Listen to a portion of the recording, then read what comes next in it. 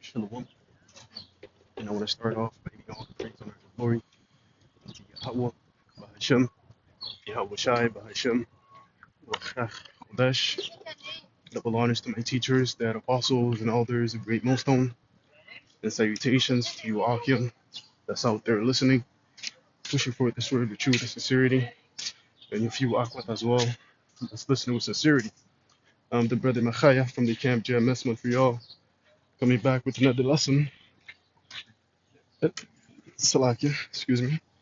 And the salvation that the Lord is going to bring for his elect is going to be a strange salvation.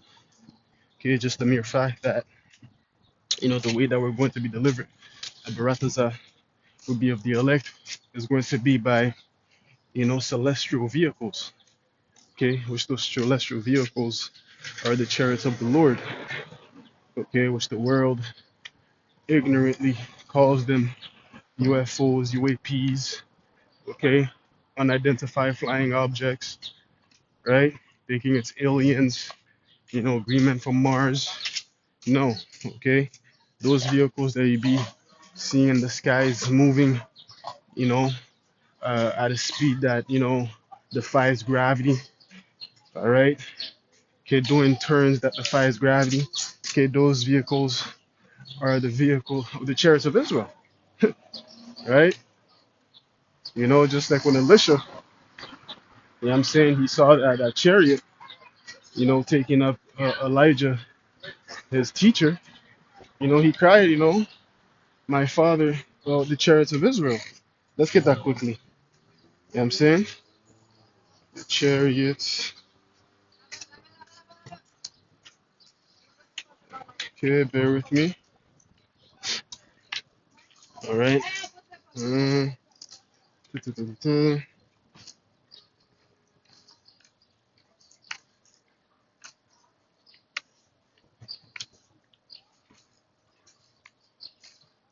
There we go. This is Second Kings 2 and verse. I'm just gonna go to the point, but this is when Elijah, got beamed up by a chariot. You know what I'm saying? And was translated to the spirit world. All right. The prophet Elijah didn't die a normal death. Okay, he was translated. Okay. And Elisha witnessed it. When he saw that chariot, this is the statement that he made. This is Second Kings 2 and verse 12. It says, and Elisha saw it, and he cried, my father, the chariot of Israel, and the horsemen thereof. And he saw him no more, and he took hold of his own clothes and rent them in two pieces. Okay? So he cried, my father, the chariot of Israel, man. Okay? Because he understood what he saw.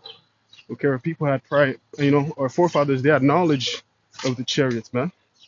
Okay? I'm saying? They knew about these things. Because what? When we came out of Egypt, hey, it was a chariot, that gave us a hedge of protection. I'm saying? That cloud that that gave us shadow by day and light by night. I'm saying? Yeah, man. They had knowledge of that, man. And that was passed on throughout the generations. It's only now that, we forgot about these things, right? It's only now there are people, it's a foreign concept to them. But back then, our people, they understood what those vessels were. There's a reason why, during slavery, the so-called Negroes, they were singing the song "Swing Low, Sweet Chariot," because they knew, man. Yeah, I'm saying, no, it's only now through Esau's deception that all he's saying is they're aliens, green men from Mars, this, that. They don't know what it is. He's painting this brush of he doesn't know, which really he does know, but he just doesn't want the people to know, so that they may believe in the Most High. Okay, but this was common knowledge, man. Okay, and that same vehicles are going to be the ones that's going to deliver us, man. Okay, and also, that cloud or that chariot that, gave us a hedge of protection when we came out of Egypt, Yahweh Shai was doing in that chariot, right? Because the Lord gave commandment, this is my angel, beware of him. I'm saying? Take heed unto him, lest, he destroys you or whatnot. I'm just paraphrasing, and that, when you read it, the word angel The letter A was in the capital letter. That was Yahushua, that death angel. That was the leading the rebellious of our people as we were traveling to the wilderness. Okay, because they weren't obeying, they were being rebellious. All right, so let's get this in Wisdom of Solomon, the 5th chapter. Bear with me. Okay, and what's that, verse 1? All right, it says, Then shall the righteous man stand in great boldness before the face of such as have afflicted him and made no account of his labors. Okay, and currently right now, we are indeed standing in great boldness before the face of our oppressors, which is none other than Esau Edom. Okay, I'm saying? Because someone has to declare his will into his face, right? That's why the Lord has raised up prophets to declare his intentions and expose this devil. Okay, and indeed, Esau has made no account of our labors, man. All right, I'm saying? Continue, verse 2.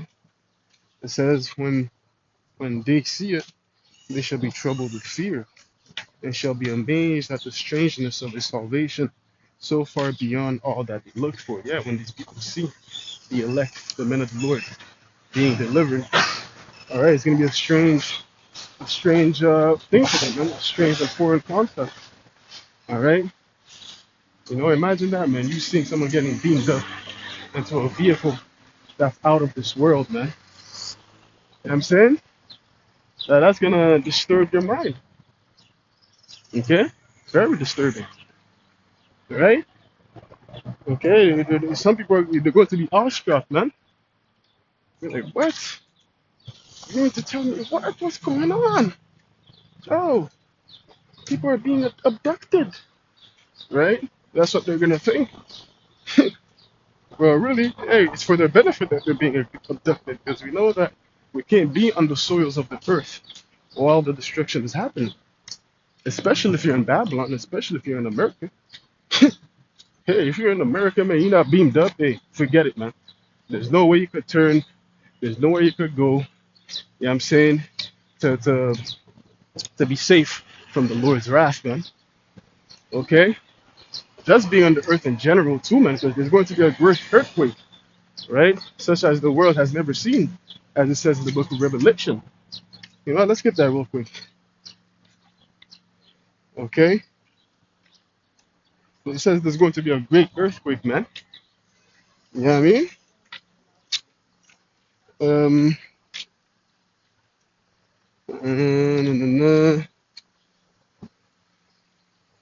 there you go. This is Revelation 16 and verse 18. It says, And there were voices and thunders and lightnings, and there was a great earthquake, such as was not since.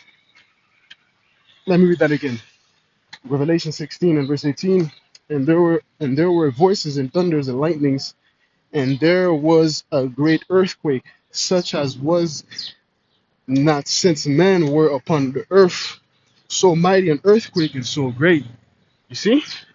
So it was a great and mighty earthquake, man, that man has never seen. That's gonna break down infrastructures. That's gonna make skyscrapers fall down, fall on people, destroy people. I'm saying? You don't want to be on the earth, man. You don't want to be on the earth when that happens. Okay, that's why the elect will be beamed up, man. You know what I mean? Okay, that's why they're gonna get called up onto their chambers. Okay, let's get the Isaiah 26 and verse 20. It says, Come, my people, enter thou into thy chambers, and shut thy doors about thee, and hide thyself as it were for a little moment until the indignation be overpassed. You see? So the Lord's going to call us up. Krum Yasharallah. You know what I'm saying? And we're going to be beamed up, man. All the elect throughout the four corners of the earth, man. They're going to get beamed up. You know what I'm saying? And go into their chambers. Okay? And go into that mothership. Or fathership, however you may call it. You know what I'm saying? Fuck. Salakia. And go into that shit, man. Okay? so that what they may hide from the indignation until it's overpassed, until it's done with. Okay. I wanted to get this as well. Birds fly.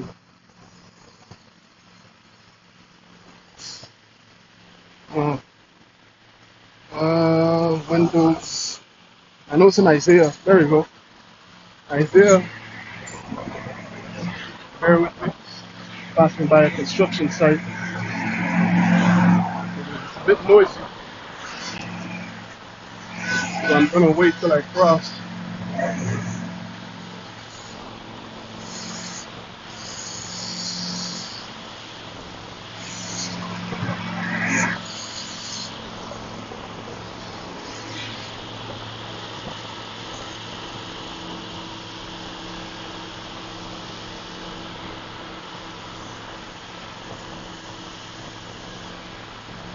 Okay, done. So this is Isaiah 60 in verse 8. It says, "Who are these that fly as a cloud and as doves to the windows?" Yeah, that's the elect, man. That's the elect. You know what I'm saying? That flies clouds and that doves onto the windows, man. To those chambers. You know what I'm saying? And being delivered from that wrath, from that fire, man. Okay? So back to Wisdom of Solomon 5 and verse 2.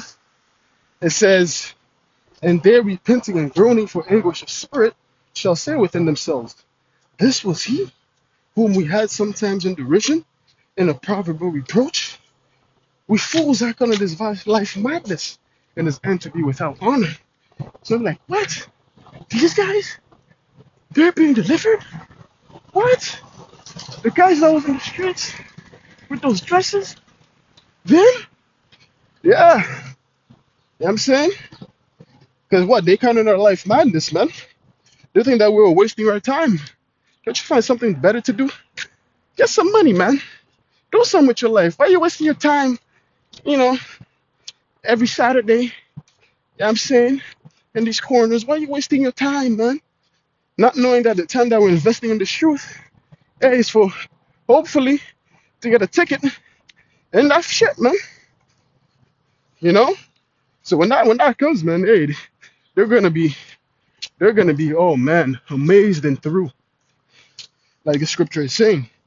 It says, verse 5, "How is he numbered among the children of the Most High, and his lot is among the saints? Therefore have we erred from the way of truth, and the light of righteousness had not shined unto us, and the sun of righteousness rose not upon us." Facts. Yeah. You guys, yeah, you know what I'm saying? You guys erred. They erred, man, and they're gonna realize their error. But it will be too late. It will be too late, man. You know? Because even before the deliverance comes, there's gonna be multiple signs, miracles, things, chaos happening to where that if you don't believe now, hey, forget it, man. You know? That's why in Isaiah, what's that, 6 and 11, you know, when Isaiah asks how long that, you know, the eyes of our people is going to be closed, that's what, to the cities be destroyed, and the cities without inhabitant, roughly paraphrasing, you know? So, you know what I'm saying? Some people are going to be through with not knowing the truth and just be destroyed, you know, which is a scary sight indeed. So let's get this as well in the book of Revelation, the 18th chapter, and verse 4.